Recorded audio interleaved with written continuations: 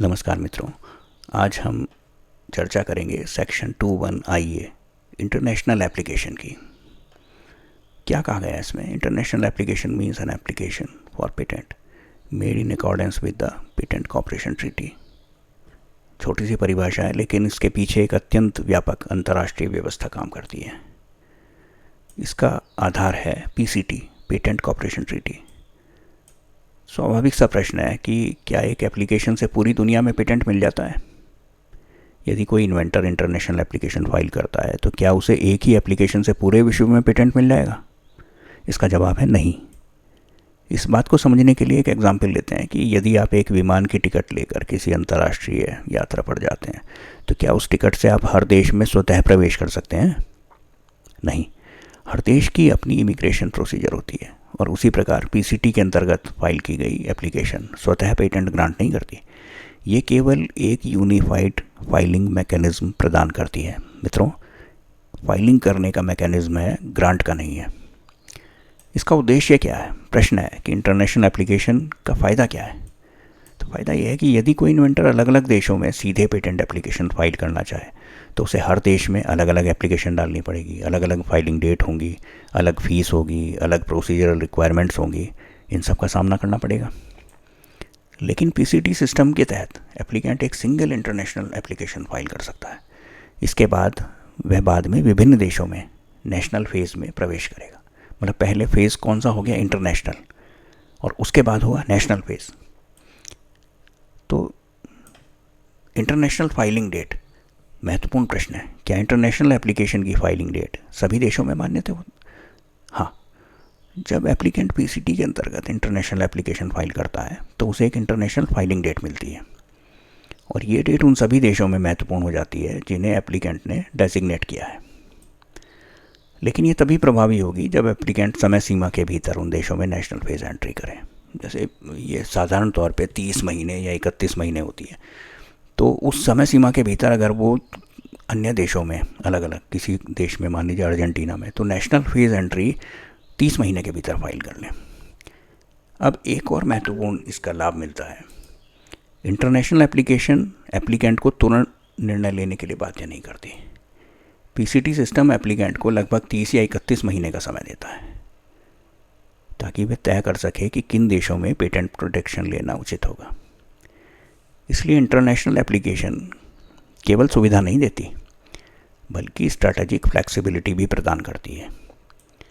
तो 30 और 31 महीने के बीच की जो अवधि होती है, इसमें व्यक्ति सोच लेता है, उसे इतना समय मिल जाता है कि कैसे प्लानिंग करे, कौन से देश में फाइल करना उचित रहेगा, कानूनी सलाह भी ले सकता है। इसलिए ये समय अवधि दी गई है। अब एक एग्जामिनर के दृष्टिकोण से प्रश्न है कि क्या इंटरनेशनल एप्लीकेशन का एग्जामिनेशन भी इंटरनेशनल स्तर पर होता है? तो इसका जवाब है कि हाँ, आंशिक रूप से। तो पीसीटी सिस्टम में एक संस्था होती है, आईएसए कहते हैं उसको, इंटरनेशनल सर्चिंग अथॉरिटी। तो ये अथॉरिटी एप्लीकेंट की इन्वेंशन पर इंटरनेशनल सर्च रिपोर्ट तैयार करती है, आईएसआर। तो कभी कभी एप्लीकेंट इंटरनेशनल प्रिलिमिनरी एग्जामिनेशन भी रिक्वेस्ट कर सकता है। लेकिन ये ध्यान रखना आवश्यक है कि अंतिम निर्णय हर देश स्वयं करता है। अब एक मूल सिद्धांत है कि पेटेंट अधिकार टेरिटोरियल होते हैं, अर्थात प्रत्येक देश अपने कानून के अनुसार निर्णय करता है कि पेटेंट ग्रांट करें या नहीं करें। इसलिए इंटरनेशनल एप्लीकेशन केवल एक प्रारंभिक मार्ग है। अंतिम ग्रांट या रिफ्यूज़ल प्रत्येक देश के पेटेंट ऑफिस खुद तय करते हैं। तो नेशनल फेज का क्या महत्व है? अगर एप्लीकेंट इंटरनेशनल एप्लीकेशन फाइल करता है लेकिन भारत में नेशनल फेज में एंट्री नहीं करता, तो क्या उसे भारत से कोई अधिकार प्राप्त होगा? इसका जवाब है नहीं। यदि एप्लीकेंट निर्धारित समय के भीतर भारत में नेशनल फेज में प्रवेश नहीं करता, मतलब 30 या 31 महीने की जो समय सीमा दी है उसके अंदर भारत में नेशनल फेज में प्रवेश नहीं करता, तो भारत में उसकी एप्लीकेशन आगे नहीं बढ़ेगी। इसलिए इंटरनेशनल फाइलिंग केवल अवसर देती है। अधिकार तभी उत्पन्न होते हैं जब नेशनल लॉ की शर्तें पूरी हों। अब एक नीति से जुड़ा प्रश्न ले लेते हैं कि क्या पीसीटी सिस्टम ग्लोबलाइजेशन तय करता है?